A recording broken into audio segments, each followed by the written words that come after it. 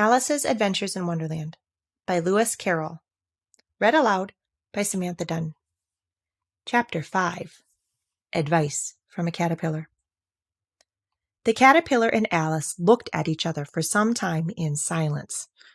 At last the caterpillar took the hookah out of its mouth and addressed her in a languid, sleepy voice. "Who are you?" said the caterpillar. This was not an encouraging opening for a conversation. Alice replied rather shyly, I hardly know, sir, just at present. At least, I know who I was when I got up this morning, but I think I must have been changed several times since then." "What do you mean by that?" said the caterpillar sternly. "Explain yourself."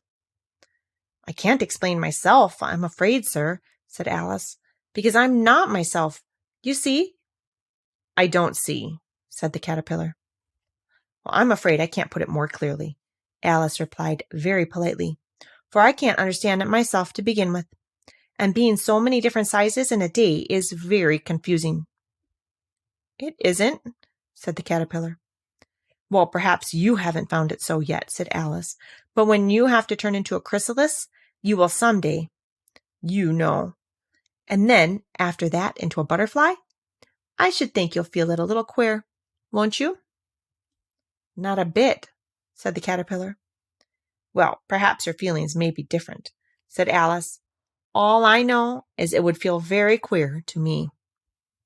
"You," said the caterpillar contemptuously. "Who are you?" Which brought them back again to the beginning of the conversation.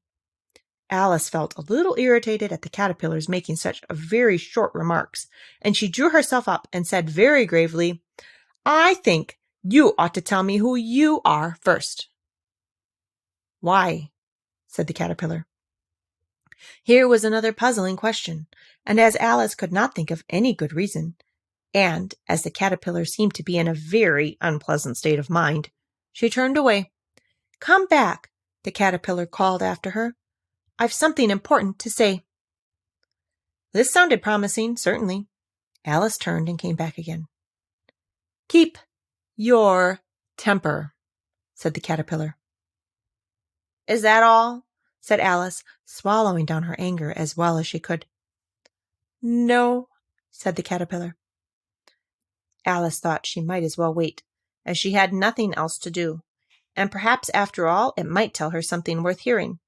For some minutes it puffed away without speaking, but at last it unfolded its arms, took the hookah out of its mouth again, and said, "So, you think you're changed, do you?"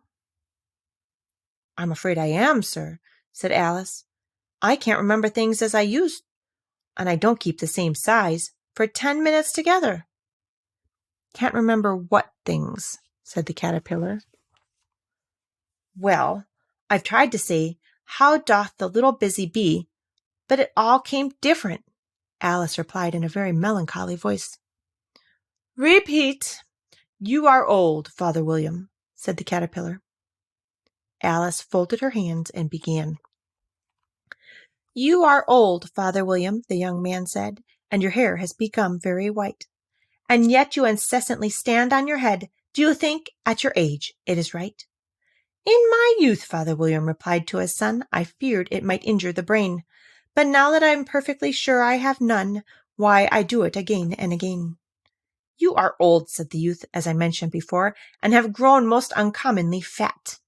Yet you turned a back somersault in at the door. Pray, what is the reason of that?" "In my youth," said the sage, as he shook his grey locks, "I kept all my limbs very supple. By the use of this ointment, 1 shilling the box. Allow me to sell you a couple?" "You are old," said the youth, "and your jaws are too weak for anything tougher than suet. Yet you finished the goose with the bones and the beak. Pray, how did you manage to do it?" "In my youth," said his father, "I took to the law and argued each case with my wife, and the muscular strength which it gave to my jaw has lasted the rest of my life." "You are old," said the youth. "One would hardly suppose that your eye was as steady as ever. Yet you balanced an eel on the end of your nose. What made you so awfully clever?" I have answered 3 questions, and that is enough, said his father. Don't give yourself airs. Do you think I can listen all day to such stuff? Be off, or I'll kick you downstairs. That is not said right, said the caterpillar. Not quite right, I'm afraid, said Alice, timidly. Some of the words have got altered. It is wrong from beginning to end, said the caterpillar decidedly, and there was silence for some minutes. The caterpillar was the first to speak. What size do you want to be? It asked. Oh, I'm not particular as to size, Alice hastily replied. Only one doesn't like changing so often, you know. I don't know, said the caterpillar. Alice said nothing. She had never been so much contradicted in her life before, and she felt that she was losing her temper. Are you content now? Said the caterpillar. Well, I should like to be a little larger, sir, if you wouldn't mind, said Alice. 3 inches is such a wretched height to be. It is a very good height indeed, said the caterpillar angrily, rearing itself upright as it spoke. It was exactly 3 inches high. But I'm not used to it, pleaded poor Alice in a piteous tone, and she thought of herself. I wish the creatures wouldn't be so easily offended. You'll get used to it in time, said the caterpillar, and it put the hookah into its mouth and began smoking again. This time, Alice waited patiently until it chose to speak again. In a minute or two, the caterpillar took the hookah out of its mouth and yawned once or twice and shook itself. Then it got down off the mushroom and crawled away in the grass, merely remarking as it went, One side will make you grow taller, and the other side will make you grow shorter. One side of what? The other side of what? Thought Alice to herself. Of the mushroom, said the caterpillar, just as if she had asked it aloud, and in another moment it was out of sight. Alice remained looking thoughtfully at the mushroom for a minute, trying to make out which were the 2 sides of it, and as it was perfectly round, she found this a very difficult question. However, at last, she stretched her arms round it as far as they would go, and broke off a bit of the edge with each hand. And now which is which, she said to herself, and nibbled a little of the right hand bit to try the effect. The next moment she felt a violent blow underneath her chin. It had struck her foot. She was a good deal frightened by this very sudden change, but she felt that there was no time to be lost, as she was shrinking rapidly, so she set to work at once to eat some of the other bit.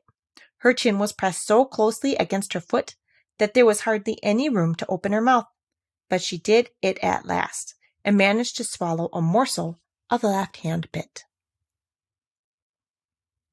Come, my head's free at last, said Alice in a tone of delight, which changed into alarm in another moment, when she found that her shoulders were nowhere to be found. All she could see when she looked down was an immense length of neck, which seemed to rise like a stalk out of the sea of green leaves that lay far below her. What can all that green stuff be? Said Alice. And where have my shoulders gone to? And oh, my poor hands! How is it I can't see you? She was moving them about as she spoke, but no result seemed to follow, except a little shaking among the distant green leaves. As there seemed to be no chance of getting her hands up to her head, she tried to get her neck down to them, and was delighted to find that her neck would bend about easily in any direction, like a serpent. She had just succeeded in curving it down into a graceful zigzag, and was going to dive in among the leaves, which she found to be nothing but the tops of the trees under which she had been wandering, when a sharp hiss made her draw back in a hurry. A large pigeon had flown into her face and was beating her violently with its wings. Serpent! Screamed the pigeon. I'm not a serpent, said Alice indignantly. Leave me alone. Serpent, I say again, repeated the pigeon, but in a more subdued tone, and added with a kind of sob, I've tried every way, and nothing seems to suit them. I haven't the least idea what you're talking about, said Alice.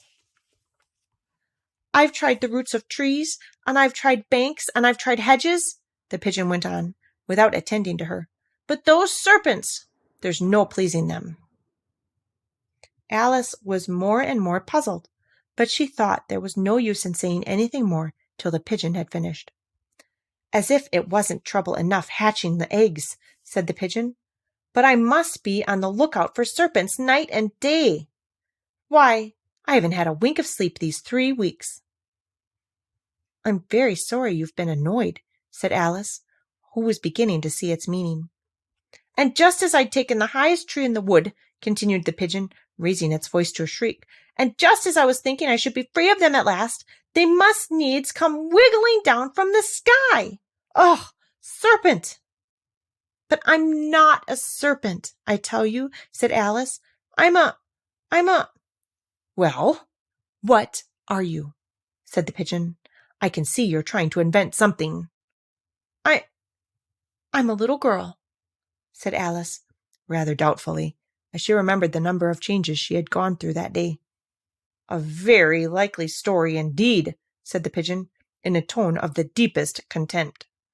I have seen a good many little girls in my time, but never one with such a neck as that.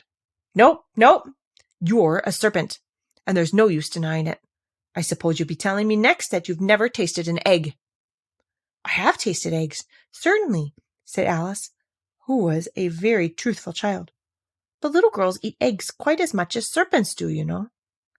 I don't believe it, said the pigeon. But if they do, why then they're a kind of serpent. That's all I can say. Well, this was such a new idea to Alice that she was quite silent for a minute or two, which gave the pigeon the opportunity of adding, You're looking for eggs. I know that well enough. And what does it matter to me whether you're a little girl or a serpent? Well, it matters a good deal to me, said Alice hastily. But I'm not looking for eggs, as it happens, and if I was, I shouldn't want yours. I don't like them raw. Well, be off then, said the pigeon, in a sulky tone as it settled down again into its nest. Alice crouched down among the trees as well as she could, for her neck kept getting entangled among the branches, and every now and then she had to stop and untwist it. After a while she remembered that she still held the pieces of the mushroom in her hands, and she set to work very carefully, nibbling first at one and then at the other, and growing sometimes taller and sometimes shorter, until she had succeeded in bringing herself down to her usual height. It was so long since she had been anything near the right size that it felt quite strange at first, but she got used to it in a few minutes and began talking to herself as usual. Come, there is half my plan done now. How puzzling that all these changes are. I'm never sure what I'm going to be from one minute to another. However, I've got back to my right size. The next thing is to get into that beautiful garden. How is that to be done, I wonder? As she said this, she came suddenly upon an open place with a little house in it about 4 feet high. Whoever lives there, thought Alice. It'll never do to come upon them this size. Why, I should frighten them out of their wits. So she began nibbling at the right-hand bit again, and did not venture to go near the house till she had brought herself down to 9 inches high.